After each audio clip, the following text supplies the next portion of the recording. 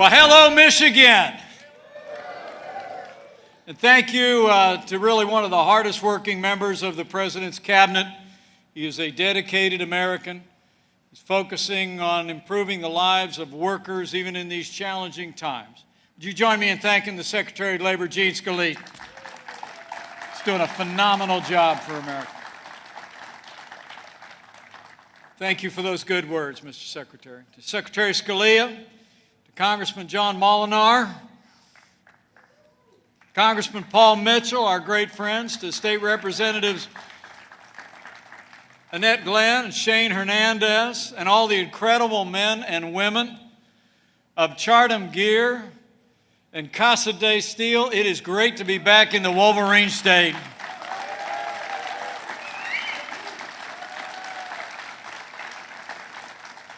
Thank you for coming out in the sunshine on this balmy June day. Thank you for being part of a great American comeback right here in Michigan. I just had a great tour of these two great companies, Casa de Steel and Chatham Gear, two tremendous American businesses. I want to congratulate all of you for the job you do with these two great companies. 84 years, been building America with the steel that is American strength and providing the technology it's been providing for our national defense. And I have to say with these two great companies that contribute so much to a safe and secure America, as your Vice President and as the proud father of a United States Marine aviator who flies an aircraft, parts of which are made right here, thank you for all of you do to keep America safe. It really is good to be with all of you. And I've had a great day in Michigan. I just had lunch at the Engine House over in Mount Clemens. Opened up on Monday. I couldn't decide between a cheeseburger and pasta, so I had both. And I know as of Monday, just like all of Michigan, restaurants are opening up in this great state because we're opening up America again.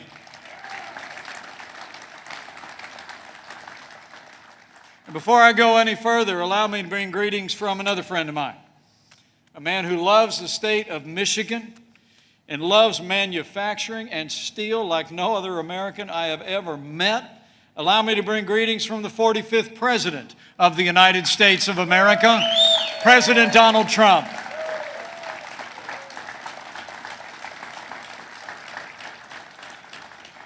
You know, we've all passed through very challenging times over the last several months.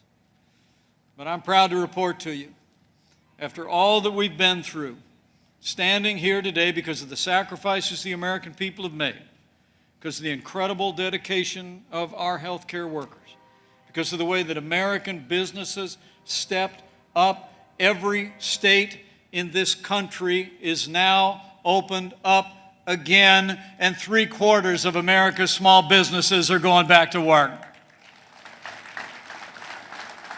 The transition to greatness has begun, and we're building and rebuilding this economy on a strong foundation of what we were able to do over the first 3 years of this administration.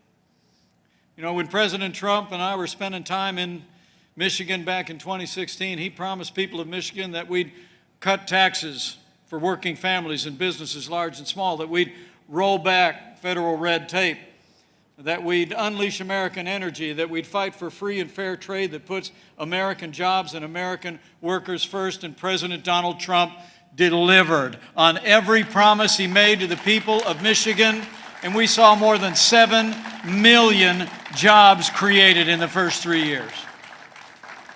And I have to tell you, all of that progress would not have been possible without two friends that I mentioned right at the top.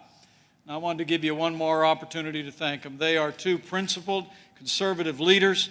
They've been partners with this administration every step of the way. They are deeply respected in the Congress of the United States. So would you join me one more time in thanking Congressman Paul Mitchell and Congressman John Molinar.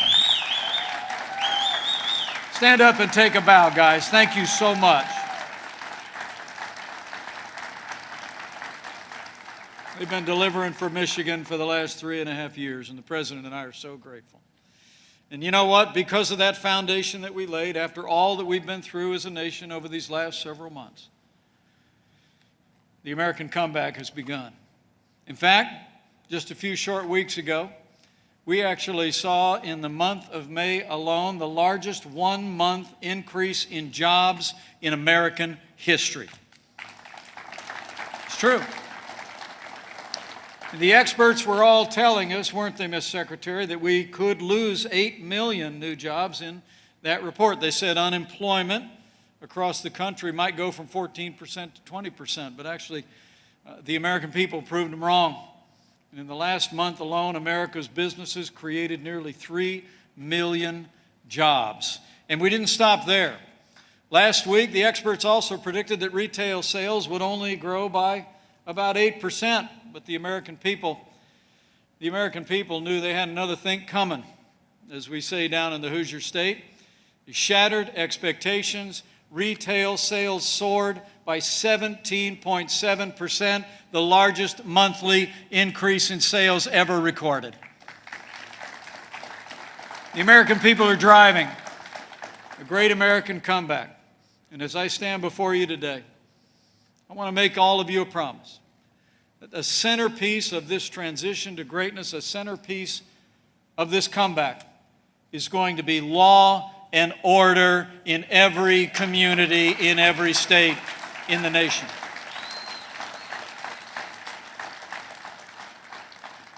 Let me say from my heart, what happened to George Floyd in Minnesota was a tragedy. It shocked the conscience of every American. There's no excuse for what happened to George Floyd. But there's also no excuse for the rioting and looting and violence that ensued in cities across this country.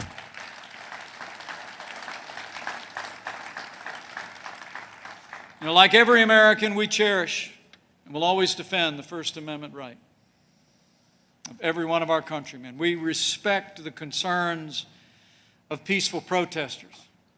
But the people of Michigan know that most of the men and women who put on the uniform of law enforcement every day are the best people in this country. And we'll stand with them. I mean, we're listening, we're learning. And the action the President took this week reflects that we're leading. But I'll make you all a promise. We're not going to defund the police.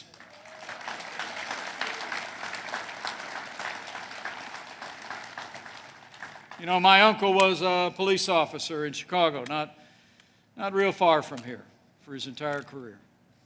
He's one of the heroes of my youth, but I'll tell you, every one of us knows that men and women in law enforcement really are the best of us. They put on that uniform every day and they go and risk their lives to protect and serve our families. That's why the President and I sat down with leaders of law enforcement. We sat down with leaders in the African American community, and President Trump took action this week. He signed an executive order to make immediate resources and training available to police departments. We're going to work with law enforcement, work with our African American leaders and neighbors, and we're going to improve standards for the use of force for every community in the country. We're going to help our police to improve. We're also going to support law enforcement with resources and reform, but I promise you, we're not going to stop there. As President Trump said in Dallas last week, we're also going to work with the Congress to continue to move forward an agenda that not just includes public safety, but one that creates more jobs, more prosperity, and more educational opportunities for African Americans and all of our minority communities in the cities across the country.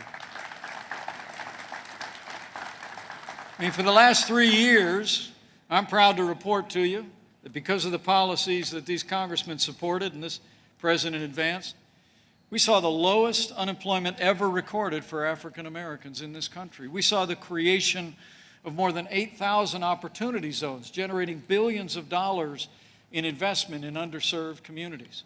And we're going to continue to work jobs and investment in our major cities in the country, not just for African Americans, but for every American. We're also going to address something that we learned about in the coronavirus pandemic. We saw early on, as I led that task force, that the coronavirus was impacting African Americans and other minorities in a disproportionate manner. What the experts told us is that was evidence of historic disparities in health care among our neighbors in the African American community. So we're going to bring free market solutions to give minority communities more choices in health care to improve their lives. It's about jobs, it's about health care, but it's also about education. You know, the reality is today that many of our African American neighbors are required to send their kids to some of our most failing and dangerous schools. And that's why this president, this vice president, and our administration are going to continue to fight every day to give African Americans and every American family the right to choose where your children go to school, whether it's public or private or parochial or religious. The American people believe they should decide where their children get their education, and we'll fight for it. So in the midst of all of this, I promise you, we're going to continue, as I said before, to listen, to learn, to lead. And we'll form a more perfect union, which is America's ongoing mission. We'll put Americans back to work. We'll bring our nation together as we open up America again. You know, the comeback that we're celebrating today would not have been possible without all of the efforts and sacrifices that all of you have made and companies like this made. It would not have been possible without the leadership of President Donald Trump and the partnership that we forged with states across the country. And this president, before there was a single coronavirus case in America, you all deserve to know, President Trump shut down all travel from China. It bought us an invaluable amount of time to stand up our national response. It's remarkable to think also that at the end of February, when he asked me to lead the White House Coronavirus Task Force, we'd actually performed only about 8,000 coronavirus tests in the entire country. But now, because of the public-private partnership that the President forged with American commercial laboratories, we're testing roughly 60 times that number every day. We're testing 500,000 Americans a day and have performed 23 million coronavirus tests, more than anywhere in the world.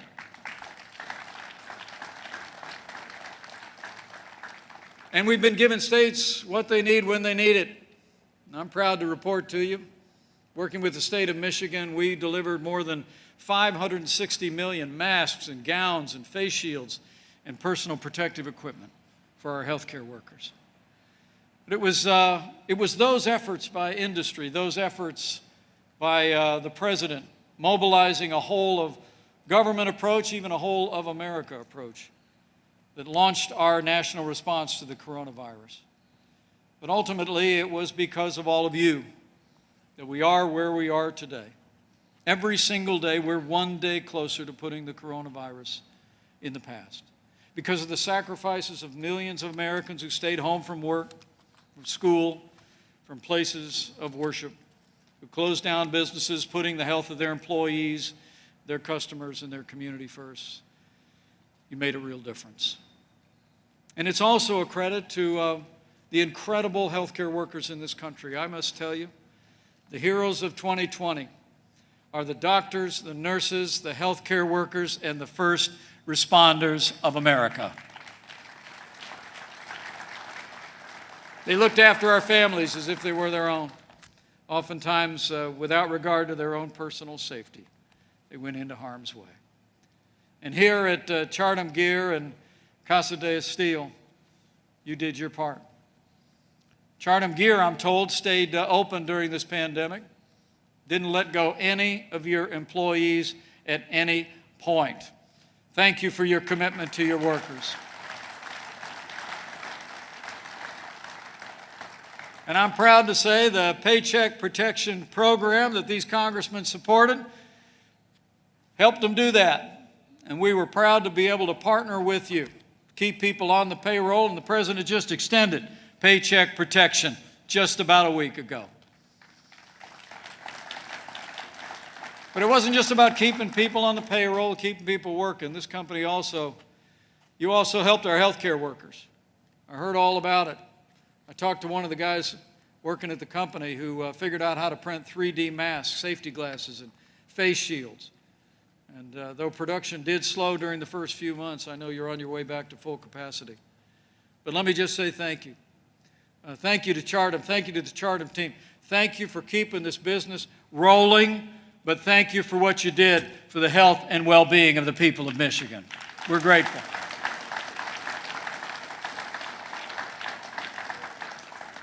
And I'm also told that when a local General Motors plant came to Cassaday and asked for help in building life-saving ventilators, this company stepped up and helped to create a new facility to manufacture life-saving ventilator parts. I mean, you met this moment with ingenuity and compassion and resolve. Because of your work, I was told this morning General Motors is on track. It's one of our partners, along with several other great companies. But GM alone, with your help, is on track to build 30,000 ventilators by the month of August, and America is well on the way to producing 110,000 ventilators in less than 100 days. Thanks to all of you, because of American manufacturing, no American who required a ventilator was ever denied a ventilator in the United States. And I want to thank you for that. You know, as I said, when the President tapped me to lead this coronavirus task force, he said he wanted a whole-of-government approach, government at every level, federal, state, and local. But it was clear to me what President Trump really meant was a whole-of-America approach. And the way that American manufacturing stepped up, even before being asked, is deeply inspiring. When I think of that warlike mobilization that created personal protective equipment, that created ventilators, that stood up testing by the millions across the country, I only have 3 words to say. Only in America. Am I right? I mean, people like all of you, people at Chartem and Cassaday, you're really the living embodiment of American strength and resilience, both as a group but as individuals. I know it's personified in a man who I was told has spent over 30 years in manufacturing, who's a true Michigander through and through. I heard he worked his way up the ranks from a machine leader to night shift foreman to shop superintendent to manufacturing coordinator. Now he actually leads the company as president of Chartem Gear. Would you join me in thanking Mike Brosco? Where are you, Mike? Take a bow. Will you? Thank you again.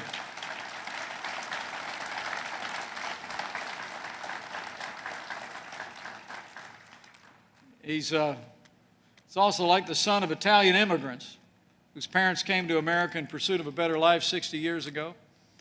I'm told his parents boarded 2 separate ships that were named after our 2 great founding documents, the SS Constitution and the SS Independence.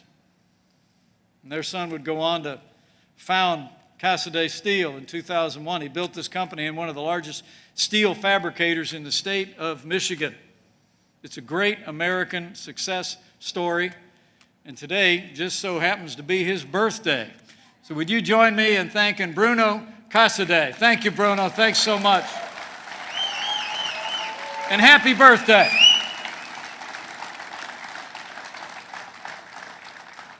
And while you're at it, while you're still clapping, why don't you join me in thanking his mom, who is actually with us here today. Maria Cassaday, are you with us?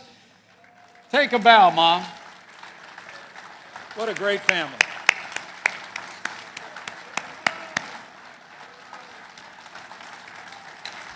Come on, Mom, take a bow.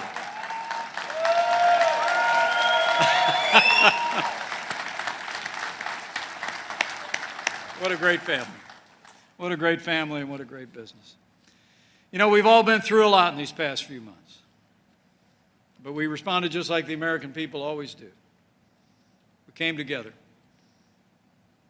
and we're moving forward.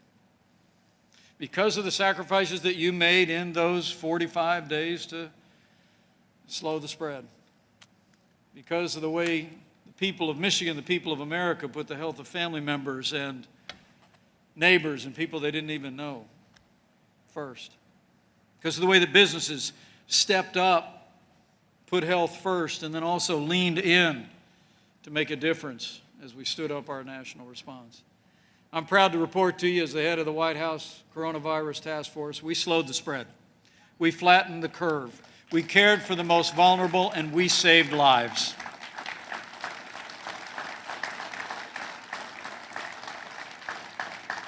And I promise you, in the days ahead, we're going to continue to create a solid foundation for whatever challenges may lie ahead. And we're going to do it in a way that puts America back to work. Every single day, we're proving, as you are here in Michigan, that we can safely reopen America. And you have our thanks. It really is great to be back in Michigan. I'm going to let you all get out of the sun.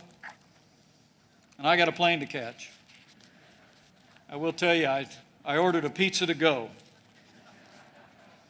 at that restaurant, and we're going to be eating it on Air Force Two, Gene, just so you know. You know, we live in challenging times. Not just the months through which we have passed, but the following weeks through which our nation has seen great strife, heartbreaking losses, inexplicable violence against innocent civilians, property, and law enforcement.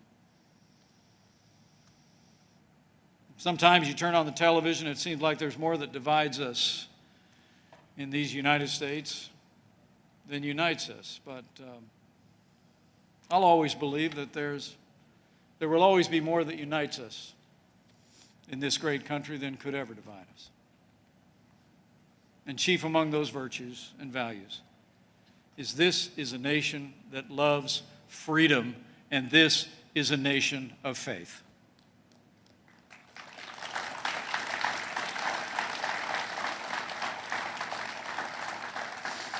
As we see Americans stepping forward bravely, safely reopening their communities and their states and their business, it just reminds me what a freedom-loving country this is.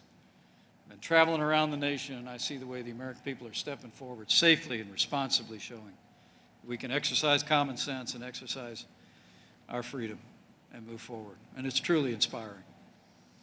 But also, I would just say to each of you that maybe from time to time bow the head and bend the knee. If you're inclined to pray from time to time, I'd encourage you to pray for America during these challenging times. First off, I'd ask you to pray for all the families that lost loved ones in the midst of this coronavirus, and for all of those that have been challenged in these most recent days. You know, the Bible says the Lord is close to the brokenhearted, and that should be our prayer for all of those who've endured loss. I also encourage you to pray for all of those healthcare workers, first responders, that even at this very hour are continuing to meet this moment with compassion and care and professionalism that inspires us each and every day. And lastly, I would just encourage you to just pray for all of the people of this country. The President said not long ago that we, as I said, he said we grieve together as a nation, but we heal together. You know, the good book says that if his people who are called by his name will humble themselves and pray, that he'll hear from heaven and he'll heal this land. So pray for America, and we will heal America and heal our land as we put America back to work.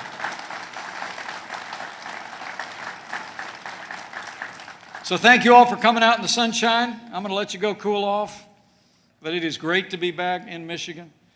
I want to thank these two great companies for the warm welcome as we begin this transition to greatness, this great American comeback. I'm absolutely confident that with President Donald Trump in the White House, with all the great men and women of Sterling Heights working hard to open up Michigan and open up America again, I just know the best days are yet to come for Michigan and America. Thank you. God bless you. And God bless the United States.